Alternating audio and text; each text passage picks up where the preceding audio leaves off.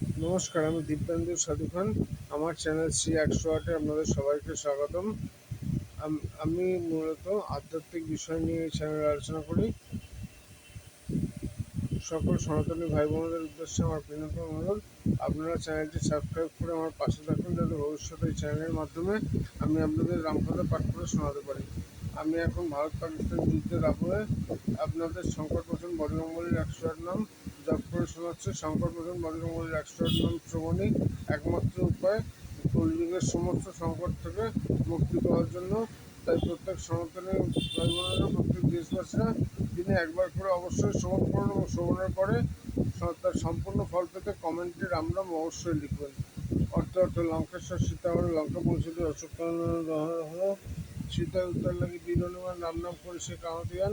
বৃক্ষরাল বসে রাখা পায়ে প্রণাম শ্রীরামের দাস করে দৃঢ় করছে জনকীর সরস্ব আলোচনায় শুনে শুনে সকল কিন্তু সামনে বরিষ্ঠ হনুমান আমার গোসল নাম নাম পরিচয় বলে আমার হনুমান বল মারা কি করবে অসুস্থ সত্র রয়েছে আমার সুনিতা বর্ণমান অসুস্থ সত্র হনুমান বলমাতা কর্ম সুমন অসুস্থ সত্র করবে এই নাম যে শ্রবণ করবে সর্বাল দুঃখতার বিনাশ হইবে। পবনের পুত্রবাড়ি পবন নন্দন কপিস নামতে ডাকে যত ভক্তগণ রামদূত মনে নামে মরে বিভিন্ন ডাকে অঞ্জন নন্দন বলে ডাকে দেবগণ। অনেকে বলে বজ্রঙ্গ মহাবীর ভয় দেবের নাম দিল মহাবীর মহাদেব ডাকে মনে কেশর নন্দন বিদ্যমান বলবান যতকুঞ্জন দিকপাল নাম দিল সমনের সংকট হানকারী বলক বিজয় বিঘ্নাশকারী নামে ডাকে অত্রিমণি বিঘ্নাশ নাম দিল লক্ষণ গুরুমণি মহাকায় নাম হ্যাঁ কাত্তান প্রিয়ঙ্কার নাম রাখান রায়ণ রুদ্রপ্রিয় নাম জগতে বিদিত তমুক আমার নাম রাখেন সম্বর্ত বজ্রতুণ্ড নাম রাখে পুরন্দর সমাধানী বলব রাম রঘুবর বাসস্থ নাম দিলেন বিহারা দেবগণ মন নাম দিলেন সুভদ্র যোগসিদ্ধি নামে রাখিল কপিল যোগসিদ্ধি নামে রাখিল অনিল দান সিদ্ধি নামে ডাকে অঞ্জন কর্মসিদ্ধি নামে ডাকে দেবশ্রবণী কামসিদ্ধি নামে ডাকে দত্ত ঋষি তপসিদ্ধি নামে ডাকে সঞ্জয় মহর্ষি জনকমন সর্বজ্ঞ রাখিল দক্ষ মন্ন শক্তি রাখিল পুরুষর নাম দিল ঋষি পুলস্ত কৃষ্ণ পিঙ্গল নাম রাখিল অবস্থ সূর্যটা আমার নাম দিলেন পদ্ম মহাবত সুদ নাম দিলেন সহশঙ্কর নাম দিলেন শঙ্কর বিনায়ক নাম দিলে বিদ্যুৎ ব্রহ্মদেব নাম দিলে বিশ্বমিত্র সুবর্ণ নাম রাখিল মিত্র মহাশক্তি বীর রাবণ রাখিল মাহাতে মানব সুখদীপ গাইল কপিগান বয়স আমি সেনাপতি শাখামগর নম্বর বলবে পদার্থ বিদ্যার্থীর নাম রাখেন আমার হিমাদ্রি আমার নাম দিল শুক্রন শঙ্কর চিরলিপি আমার আকাশে বিষয় বিশ্বকর্মা করে